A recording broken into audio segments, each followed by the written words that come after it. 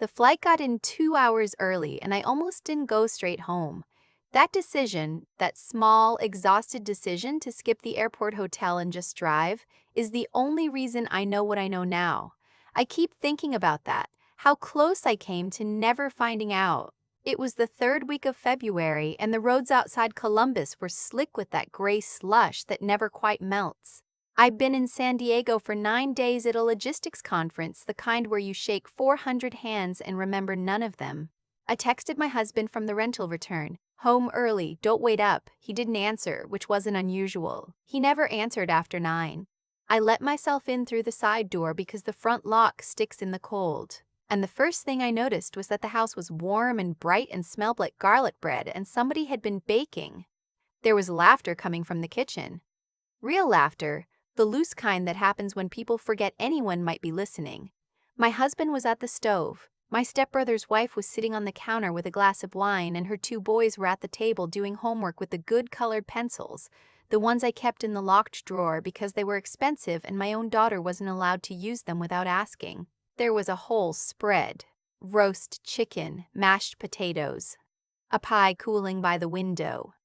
My daughter's booster seat was pushed into the corner empty, with a coat thrown over it like nobody had thought about her at all. "Where's Quinn?" I said. The laughter stopped, the way a record stops. My husband turned around, and for half a second, I'll never forget this, his face did something I'd only seen once before, the time I caught him in a lie about money early in our marriage. A flinch, a recalculation. "Hey," he said, "you're home early. Where is our daughter?" It wasn't a question by then. I was already moving through the house. The TV room was dark. Her bedroom was dark. I called her name and got nothing, and the panic that came up my throat was cold and total, and then I heard it. A small sound, a hiccuping kind of cry, and I followed it out to the garage. She was sitting on the concrete floor between my car and the recycling bins in her pajamas, no socks, holding the stuffed rabbit she'd had since she was 2. She'd wet herself. She was 4 years old, and she was shivering, and she looked up at me with this expression I have spent 18 months trying to forget, this expression that said she had stopped expecting anyone to come. "They said I was too loud," she whispered. "They said go where the noise won't bother the company." I picked her up. She was so cold. I held her against my chest and walked back into that warm, bright kitchen, and everyone went quiet again, and I looked at my husband and I said very calmly, because I could not afford to do anything else, "How long has she been out there?" "It's not she was being difficult," he said. "The boys were trying to do their homework and she kept." "How long?" "My stepbrother's wife? I'll call her what she insisted I call her at the wedding. My sister now, isn't that lovely?" Set down her wine and said, "You're overreacting. She's fine. Kids are dramatic." And she actually rolled her eyes at me, with my freezing daughter shaking in my arms. I didn't scream. I want you to understand that, because for a long time afterward I wondered if I should have. I just carried Quinn upstairs, ran a warm bath, got her into clean clothes and her winter coat, packed a bag with her medications and her rabbit and the photo of my own mother she kept by her bed. Then I packed a bag for myself. My husband stood in the doorway of our bedroom the whole time talking. He had a lot of words, he always did. "You're being insane. It was one night. She's been clingy since you left. She's been impossible. And Brielle offered to help with dinner and the kids, and you let your wife's daughter freeze in a garage so your stepsister's children could use the good pencils. Don't make this into something it isn't." I zipped the bag. "I'm not making it into anything. I'm just leaving. I want to skip ahead because the next part is what people always want to know. But I have to tell you about the drive first." It was almost 11 at night. Quinn fell asleep before we hit the highway, and I drove with both hands on the wheel and my whole body shaking, and I realized I had nowhere to go. My mother had passed 3 years before. My father lived in Arizona with a woman who didn't like children. My closest friend had just had a baby, and I couldn't land on her doorstep at midnight with a traumatized 4-year-old. So I drove to a hotel near the airport, the same kind of place I just spent 9 days avoiding, and I paid for 2 nights with a credit card, and I lay awake next to my sleeping daughter, and I did the thing I should have done years ago. I started doing math. Here's what I had spent the last 6 years not letting myself see. I had a good job. I was an operations manager for a regional freight company, and I was good at it.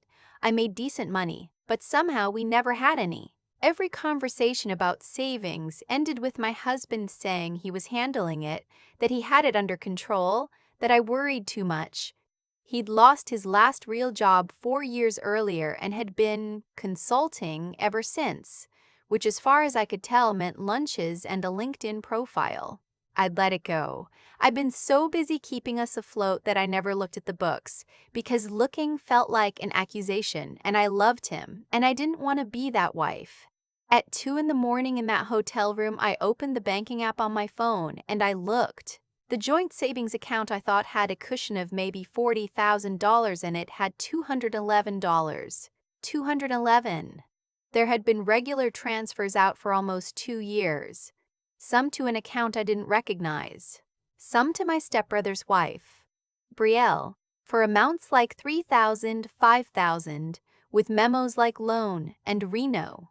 My husband had co-signed a home equity line of credit against our house, forging a signature that was supposed to be mine, and drawn $60,000 from it. The college fund I'd opened for Quinn the week she was born. The $529 my own mother had contributed to before she died had been liquidated, closed, gone. I sat with my phone in the dark and I didn't cry. I'd done all my crying in the garage. What I felt instead was something clear and cold and almost peaceful, like the moment after you finally set down something you've been carrying too long. I screenshotted everything, every transaction, every transfer, every account. Then I emailed it all to myself into an address I made up on the spot just to have a second copy somewhere. And then I slept. Actually slept, for the first time in 9 days. In the morning, I found a lawyer. Her name was Delphine Okafor, and she had an office in a converted house downtown with a radiator that clanked, and she listened to the whole thing without interrupting once, and when I finished, she said, "Okay, first, your daughter, is she safe right now?" "Yes." "Good. That's the only thing that was urgent, and it's handled. Everything else, we do correctly and slowly, and you do not talk to anyone." That last part turned out to be the hardest instruction I have ever been given, because they called. God, did they call. My husband first, 40 times the first day, leaving voicemails that swung from raging to weeping to a terrifying flat calm, where he explained, very reasonably, that I was having a breakdown and that he was worried about my mental health and that maybe Quinn should stay with him where it was stable. Delphine had warned me about exactly this. "He'll try to make you the unstable one," she'd said. "Document everything. Answer nothing." So I screenshotted the voicemails and I didn't call back. Then Brielle started in. And this is the part where I almost broke the rule. She texted me a long message about how I'd always been jealous of her, how I'd never accepted her into the family, how it was sad that I'd use a child to punish people who'd only ever tried to love me. And then, at the end, she wrote a line I'm not going to repeat in full, but it called my daughter a word about Quinn, about a 4-year-old, that I have never been able to unread. She was trying to get a reaction. She wanted me to text back something furious she could screenshot and show a judge. I called Delphine instead, shaking, and read it to her. There was a pause on the line and then she said, very quietly, "Forward that to me. Don't respond." That message just did more for your case than anything I could have done, and she was right. But I want to be honest about how close I came. I typed 3 different replies. I deleted all 3. The 4th thing I typed was the forward to my lawyer, and I have never been prouder of a thing I didn't do. Here is what I learned over the next several weeks, because Delphine was thorough in a way that scared even me. The account my husband had been wiring money to wasn't a mystery for long. It was a business account. He and Brielle had started a property investment company together 18 months earlier, flipping houses, supposedly, funded almost entirely with money taken from my accounts and our home equity. There were 3 properties. One was the house Brielle and her husband were living in. My stepbrother, it turned out, had no idea his wife was involved in any of it. He thought they'd refinanced. The whole thing was held together with forged signatures and a forensic accountant's nightmare of commingled funds. And the forging of my signature on the HELOC, that wasn't just grounds for divorce, that was bank fraud. That was a federal crime. Delphine sat me down and laid out the options like a doctor explaining a diagnosis. We could keep it civil, divorce, division of assets, try to claw back what we could. Or we could report the forgery, which would almost certainly trigger a federal investigation, freeze the assets, and very possibly send my husband and Brielle to prison. I'm not going to tell you what to do, she said. Some clients want the money back and their life quiet. Some want justice. You can't always have both, and you need to decide which one you can live with. I thought about Quinn on the garage floor. I thought about her saying, "Go where the noise won't bother the company." I thought about my dead mother's contribution to a college fund that no longer existed. "Report it," I said. What I did not expect was how fast it moved once it started. The bank had its own fraud unit, and forged signature loan fraud is the kind of thing they take very seriously because it exposes them. They pulled the loan documents and the notary records, and the notary, a guy at a check cashing place, folded immediately and admitted he'd never actually witnessed me sign anything, that my husband had brought in a woman claiming to be me. Brielle, it turned out. There was security footage. There was a date and a time and a face that was not mine. That was the thread that unraveled everything. My husband called me the night the federal subpoena hit. He didn't rage this time. He cried, and then he begged, and then he tried the thing that I think he genuinely believed would work, because it always had. He told me he loved me. He said it had all been for us, for our future, that he'd panicked after losing his job and gotten in too deep, and that Brielle had pushed him into it, and that he'd never meant for any of it to touch Quinn. "Just meet me," he said. 5 minutes, in person. Please, I just need you to look at me. And I want to tell you I was strong. But the truth is, I almost went. 6 years of marriage is not nothing. There is a part of you that wants to believe, that wants the story where it was all a terrible mistake and the man you married is still in there somewhere. I had my keys in my hand. Then I looked over at Quinn, asleep on the pull-out couch in the little apartment I'd rented by then, her rabbit under her chin, a nightlight on because she'd been afraid of the dark since February. And I put my keys back down. I texted him one sentence: "Anything you need to say, you can say to my lawyer." Then I blocked the number. Delphine had told me weeks earlier never to meet him alone, anywhere, for any reason, and for once I listened to good advice the first time it was given. The divorce and the criminal case ran on parallel tracks for almost 14 months. I want to be honest about that timeline because I think people imagine these things resolve in a dramatic afternoon, and they don't.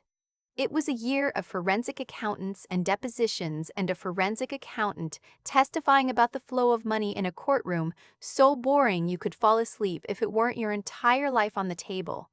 There were bad days. There were days I wondered if I torched my own family for nothing, but here is how it ended. The home equity loan was voided because it was obtained through fraud. I wasn't liable for a cent of the $60,000, and the bank ate it, which they could afford to do and I could not.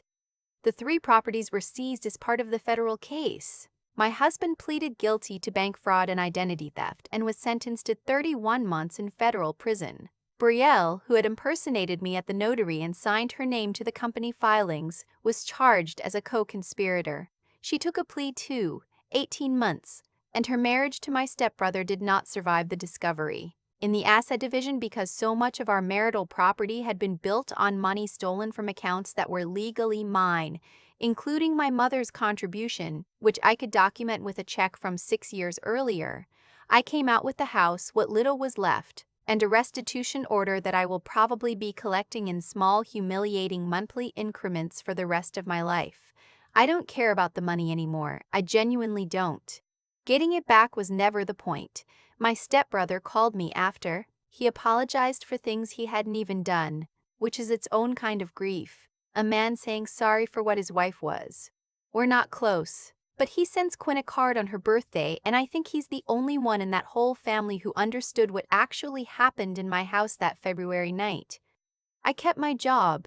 My company, when the story came out in the local paper, did not blink, and my boss, a woman who'd raised 2 kids alone, quietly moved me into a role with better hours so I could do pickup from Quinn's school. I sold the house in the end. I couldn't sleep in it. Every room had a version of him in it, and the garage I could not even walk into. I bought a small place across town with a fenced yard and a kitchen that gets the morning light. And the first thing Quinn did when we moved in was run from room to room making sure each one had a window. She does that in every new place now. Checks for the windows. I know exactly why, and it breaks my heart every single time. She's 6 now. She started kindergarten this fall. She still has the rabbit. She still likes a nightlight. And I've stopped trying to talk her out of it because some things you just let a kid keep. She doesn't ask about her father much. When she does, I tell her the truth in the size she can hold, that he did some things that hurt people and that hurting people has consequences, and that none of it was ever her fault. That last part I say the most. I'll say it 10,000 more times if that's what it takes for her to believe it all the way down.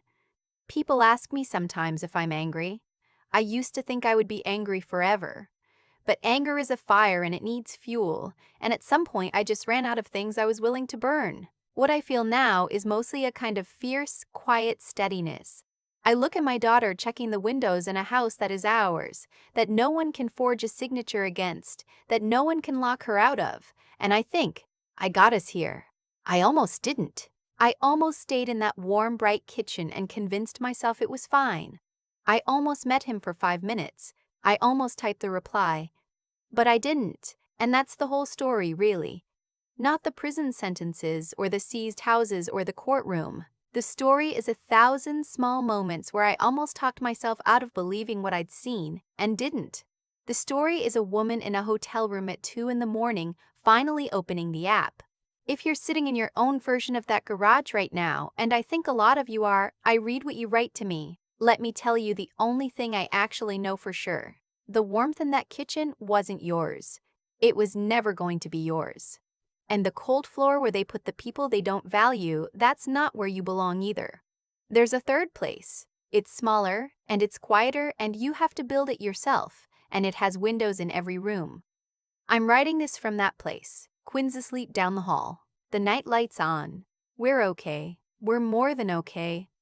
The cold floor of that garage taught me something I'd spent 6 years refusing to learn.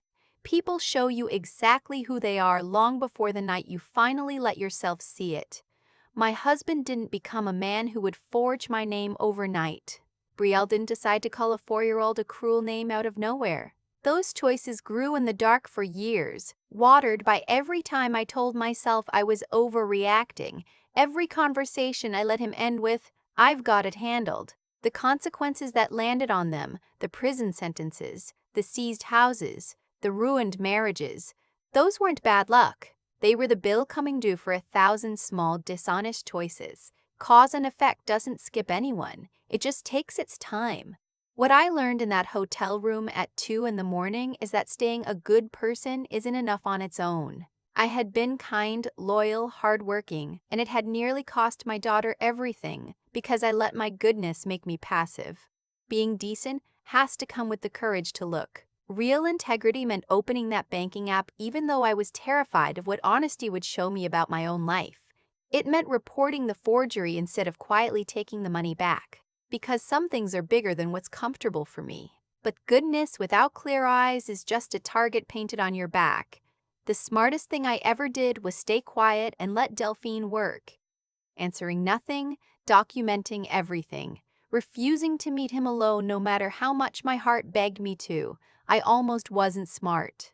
I almost typed those replies to Brielle. I almost drove to that parking lot for his 5 minutes. Wisdom, I've decided, isn't being clever. It's knowing your own weak spots well enough to protect yourself from them. And none of it would have mattered without the part of me that simply refused to lie back down. 14 months of depositions and forensic accountants and boring courtrooms where my whole life sat on a table. There were nights I was sure I'd burned my family down for nothing. The thing that carried me wasn't anger. Anger runs out of fuel. It was a stubborn, quiet refusal to hand my daughter a life on the cold floor. If you take anything from what happened to Quinn and me, let it be this. Be good, but don't let your goodness make you blind. Be smart enough to know where you'll be tempted to fold, and when the floor falls out from under you, get up one more time than you fall. The warm kitchen was never ours. We built something smaller and quieter and entirely our own, with windows in every room, and no one can ever lock us out of it again.